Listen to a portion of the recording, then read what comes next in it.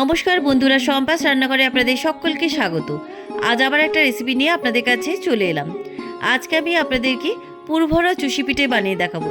এই পুরভরা চুষি পিঠে কীভাবে বানাবেন তার জন্য পুরো ভিডিওটা দেখার অনুরোধ রইল। রেসিপিটা ভালো লাগলে আমাকে কমেন্ট বক্সে কমেন্ট করে জানাবেন। ভালো লাগলে লাইক বাটনটা প্রেস করে দেবেন আর আপনাদের বন্ধুদের মধ্যে আমার ভিডিওটাকে শেয়ার করে দেবেন। আর আমার নতুন বন্ধুদের কাছে অনুরোধ, আমার চ্যানেলটাকে সাবস্ক্রাইব করে পাশে থাকবেন। আর আমার চ্যানেলে নতুন নতুন রেসিপি দেখার জন্য পাশে থাকা ছোট্ট বেল আইকনটাও প্রেস করে দেবেন। চলুন আর কথা না বাড়ি, কীভাবে আজকে পুরভরা চুষি পিঠে বানাবেন রেসিপিটা দেখে নেওয়া যাক। প্রথমেই আমি পিঠের পুরটা বানিয়ে নেবো। পিঠের পুরটা বানানোর জন্য আমি একটা মিডিয়াম সাইজের নারকেলকে কুড়ে রেখেছি আর নিয়েছি 200 গ্রাম খেজুর পাটালি। এবার আমি পুরটা বানিয়ে নেবো। পুরটা বানানোর জন্য ইন্ডাকশানে একটা ফ্রাই প্যান বসিয়ে দিলাম। এবার এই ফ্রাই প্যানের মধ্যে আমি নারকেল কোড়াটা দিয়ে দিলাম আর দিয়ে দিচ্ছি 200 গ্রাম খেজুর পাটালি। এবার আমি এর মধ্যে সামান্য একটু জল দিয়ে নারকেলের পুরটা পাক দিয়ে নিচ্ছি। তবে নারকেল নাড়ুর মতো কিন্তু পাক দেবো না, সামান্য একটু চিটচিট ভাব এসে গেলেই নারকেলের পুরটা নামিয়ে নেব।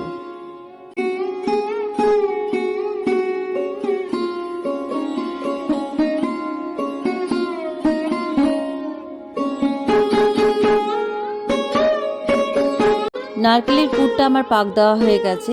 এবার ইন্ডাকশন থেকে নামিয়ে একটা প্লেটের মধ্যে নারকেলের পুরটা ঢেলে রাখছি। এই পুরটাকে আমি চারিদিকে একটু ছড়িয়ে দিচ্ছি যাতে পুরটা তাড়াতাড়ি ঠান্ডা হয়ে যায়। নারকেলের পুরটা ঠান্ডা হোক, ততক্ষণে আমি চালের ডোটা তৈরি করে নিই। চালের ডোটা তৈরি করার জন্য ইন্ডাকশানে আমি ফ্রাই প্যানটা ধুয়ে বসিয়ে দিলাম। এবারে ফ্রাই প্যানের মধ্যে আমি দিয়ে দিচ্ছি 2 বাটি জল। এবারে জলের মধ্যে আমি দিয়ে দিচ্ছি সামান্য একটু লবণ আর দিয়ে দিচ্ছি 1 টেবিল চামচ নারকেল কোড়া। এই নারকেল কোড়াটা কিন্তু স্কিপ করবেন না, এটা কিন্তু অবশ্যই দেবেন। এই নারকেল কোড়া দিলে পরে কিন্তু চালের ডোটা খুব সফট হয়। জলের মধ্যে লবণ আর নারকেল কোড়া খুব ভালো করে মিশিয়ে দিলাম। এবার আমি এর মধ্যে দিয়ে দিচ্ছি 1 বাটি গোবিন্দভোগ চালগুঁড়ি। আমি এখানে গোবিন্দভোগ চালগুঁড়ি নিয়েছি, আপনারা সেদ্ধ চালগুঁড়ি দিয়েও এই পিঠেগুলো বানাতে পারেন। তবে গোবিন্দভোগ চালগুঁড়ি দিয়ে পিঠেগুলো বানালে পরে পিঠেগুলো খেতে ভালো লাগবে। এবার জলের মধ্যে চালগুঁড়িটা খুব ভালো করে মিশিয়ে দিচ্ছি।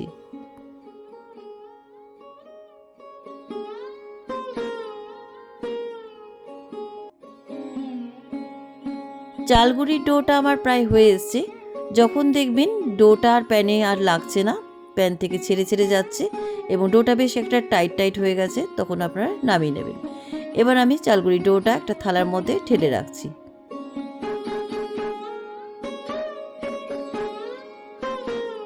এবারে এই ডোয়ের মধ্যে আমি 1 টেবিল চামচ গাওয়া ঘি দিয়ে খুব ভালো করে মেখে নিচ্ছি।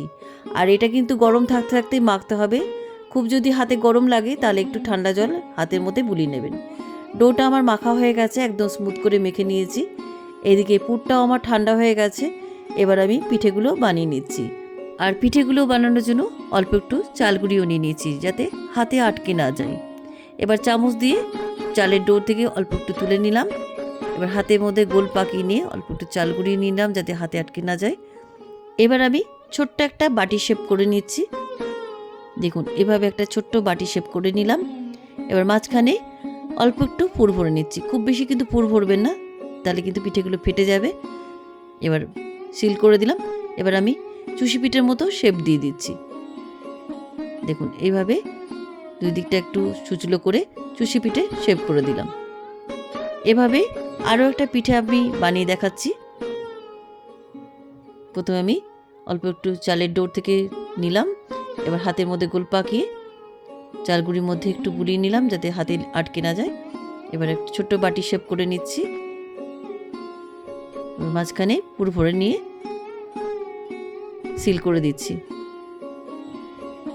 সিল করে দিলাম। এবার আমি চুষি পিঠের শেপ দিয়ে দিচ্ছি। দুদিকটা একটু ছুচলো করে নিয়ে চুষি পিঠের শেপ দিয়ে দিলাম। এইভাবে আমি প্রত্যেকটা পিঠে বানিয়ে নিচ্ছি।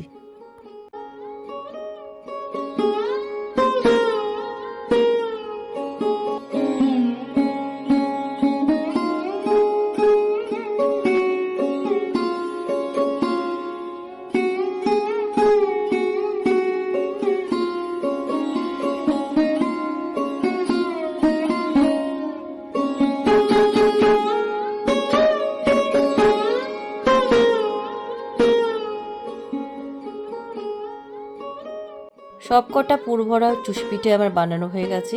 এবার এই পুরভরা চুষি পিঠেগুলোকে আমি দুধে ফুটিয়ে নেব। দুধে ফোটানোর জন্য ইন্ডাকশানে একটা কড়াই বসিয়ে দিলাম। কড়াইয়ের মধ্যে আমি সামান্য একটু জল দিয়ে দিলাম যাতে দুধটা কেটে না যায়। এবার এই কড়াইয়ের মধ্যে আমি দিয়ে দিচ্ছি 1/2 লিটার ফুল ফ্যাট মিল্ক। এবার এই দুধের মধ্যে আমি দিয়ে দিচ্ছি 2 টেবিল চামচ গুঁড়ো দুধ।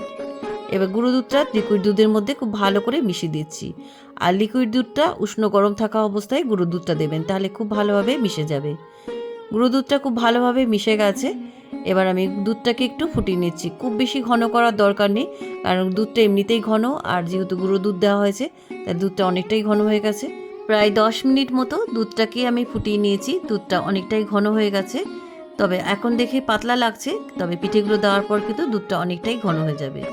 এবার এই ফুটন্ত দুধের মধ্যে পুরভরা চুষি পিঠেগুলো আমি দিয়ে দিচ্ছি।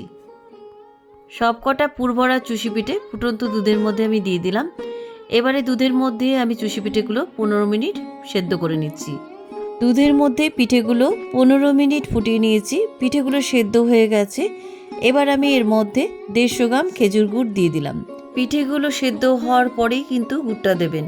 যদি গুড়টা ভালো না হয়, গুড়টা দুধের মধ্যে দেওয়ার পর দুধটা কেটে যেতে পারে, তাই গুড়টা কিন্তু অবশ্যই শেষে দেবেন। দুধের মধ্যে গুড়টা খুব ভালোভাবে মিশে গেছে।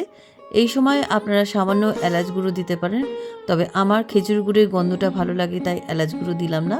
এবার ইন্ডাকশান থেকে নামিয়ে একটা প্লেটের মধ্যে আমি পুরভরা চুষি পিঠে সার্ভ করছি। কেমন লাগলো আজকের পুরভরা চুষি পিঠের রেসিপি? আপনারাও বাড়িতে এইভাবে একবার পুরভরা চুষি পিঠে বানিয়ে খেয়ে দেখুন। খেতে কিন্তু দারুণ সুস্বাদু হয়। রেসিপিটা কেমন লাগলো আমাকে কমেন্ট করে জানাতে ভুলবেন না।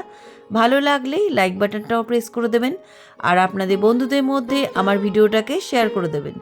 আর আমার নতুন বন্ধুদের কাছে অনুরোধ, আমার চ্যানেলটাকে সাবস্ক্রাইব করে পাশে থাকবেন। আর আমার চ্যানেলে নতুন নতুন রেসিপি দেখার জন্য পাশে থাকা ছোট্ট বেল আইকনটাও প্রেস করে দেবেন। আজ তাহলে চলি, আবার একটা নতুন দিনে নতুন রেসিপি নিয়ে আপনাদের কাছে চলে আসবো। সবাই ভালো থাকবেন, সুস্থ থাকবেন। ধন্যবাদ।